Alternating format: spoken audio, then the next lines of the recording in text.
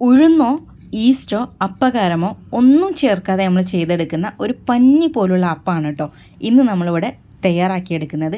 നല്ല സോഫ്റ്റ് ആയിട്ടുള്ള ഒരു അപ്പമാണ്, അതുപോലെ തന്നെ നല്ല ആരെടുത്ത് വരുന്ന ഒരു അപ്പം കൂടെയാണിത് കേട്ടോ. ഇത് നമുക്ക് കറിയൊന്നും വേണ്ട, അല്ലാണ്ട് തന്നെ കഴിക്കാൻ നല്ല ടേസ്റ്റിയാണ്. കറി ഇല്ലാണ്ടും അതുപോലെ കറിയോടുകൂടി ഒക്കെ കഴിക്കാൻ പറ്റിയൊരു അടിപൊളി ഒരു അപ്പമാണ്. ഇതുവരെ തയ്യാറാക്കാത്തവർ ഉണ്ടെങ്കിൽ തീർച്ചയായിട്ടും ചെയ്ത് നോക്കേണ്ട ഒരു ഐറ്റമാണ് കേട്ടോ.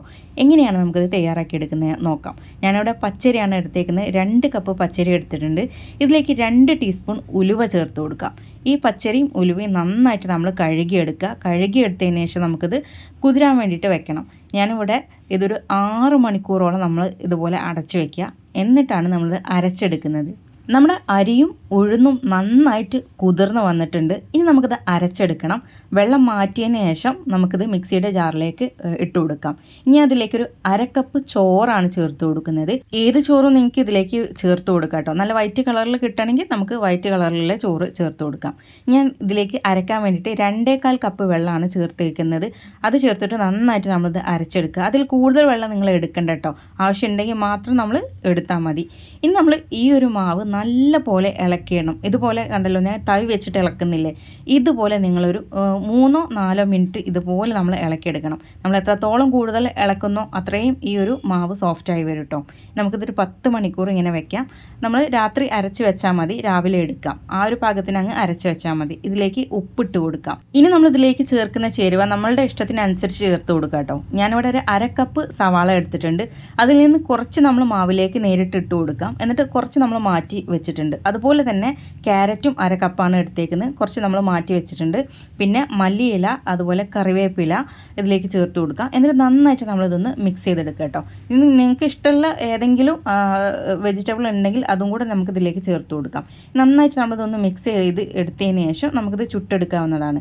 ഞാൻ പറഞ്ഞല്ലോ, ഈ ഒരു മാവ് പറഞ്ഞാൽ നമ്മൾക്ക് ഇതിലേക്ക് ഉഴുന്നോ അതുപോലെ ഈസ്റ്റോ ഒന്നും ചേർത്തിട്ടില്ല. എന്നാലും ഇത് നല്ല പോലെ പതഞ്ഞ് വന്നിട്ടുണ്ട്. പതഞ്ഞ് ഇങ്ങനെ നല്ല പോലെ പൊങ്ങി വരില്ല, എന്നാലും നല്ല പോലെ പതഞ്ഞ് വന്നിട്ടുള്ളൊരു മാവാണ് കേട്ടോ. നമ്മളിത് ചുട്ടെടുക്കാൻ വേണ്ടിയിട്ട് ഞാൻ പാലപ്പത്തിൻ്റെ ചട്ടിയാണ് എടുത്തേക്കുന്നത്. അതിലേക്ക് അല്പം വെളിച്ചെണ്ണ ഒന്ന് പുരട്ടി കൊടുത്തിട്ടുണ്ട്. ഇതിലേക്ക് 2 തവി മാവാണ് ഞാൻ അതിലേക്ക് ഒഴിച്ച് കൊടുത്തേക്കുന്നത്.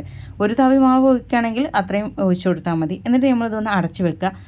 ഒരു മിനിറ്റ് അടച്ച് വെക്കുക. അതിനുശേഷം ഇതിൻ്റെ മുകളിലേക്ക് നമ്മൾ നേരത്തെ മാറ്റി വെച്ചിട്ടുണ്ടായിരുന്ന സവാള, ക്യാരറ്റ്, മല്ലിയില, കറിവേപ്പില ഒക്കെ ഉണ്ടല്ലോ, അതൊക്കെ ഇതിൻ്റെ മുകളിലേക്ക് കുറച്ചുകൂടെ ഇട്ട് കൊടുക്കുക കേട്ടോ.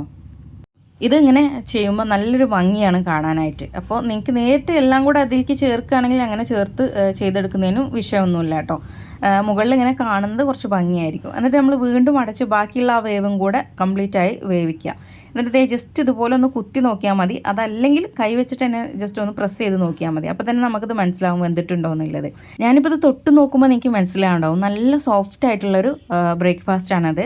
അപ്പോൾ എല്ലാവരും ട്രൈ ചെയ്ത് നോക്കേണ്ട ഒരു ഐറ്റം തന്നെയാണ് കേട്ടോ. ഇതിലേക്ക് കറിയൊന്നും വേണ്ടത് കഴിക്കാനായിട്ട്. കറി ഉണ്ടെങ്കിലും നല്ല ടേസ്റ്റാണ്. പിന്നെ അതുമല്ല, ഇത് നല്ല ആരെടുത്തിട്ടുള്ള ഒരു അപ്പം കൂടെയാണ്. ഇതിലേക്ക് നമ്മൾ ഉഴുന്നോ അതുപോലെ ഈസ്റ്റോ അപ്പക്കാരോ ഒന്നും ചേർക്കാതെയാണ് ഇത്രയും സോഫ്റ്റ് ആയിട്ടുള്ളൊരു പലഹാരം നമുക്ക് കിട്ടിയേക്കുന്നത്. അപ്പോൾ ഇത് ട്രൈ ചെയ്യാത്തവരുണ്ടെങ്കിൽ ട്രൈ ചെയ്ത് നോക്കുക. തീർച്ചയായിട്ടും എല്ലാവർക്കും ഇഷ്ടപ്പെടുന്നൊരു പലഹാരം തന്നെയാണ് ഇത്. പിന്നെ ഈ ഒരു വീഡിയോ നിങ്ങൾക്ക് ഇഷ്ടപ്പെടുവാണെങ്കിൽ ലൈക്ക് ചെയ്യാൻ മറക്കരുത്, അതുപോലെ തന്നെ ഷെയർ ചെയ്യാനും മറക്കരുത്. ഈ ഒരു ചാനലിലേക്ക് ആദ്യമായിട്ട് വരുന്നവരുണ്ടാവും. അങ്ങനെയുള്ളവരാണെങ്കിൽ ചാനൽ ഫോളോ ചെയ്യാനും കൂടെ മറക്കരുത് കേട്ടോ. അപ്പോൾ എല്ലാവർക്കും താങ്ക്സ് ഫോർ വാച്ചിങ്.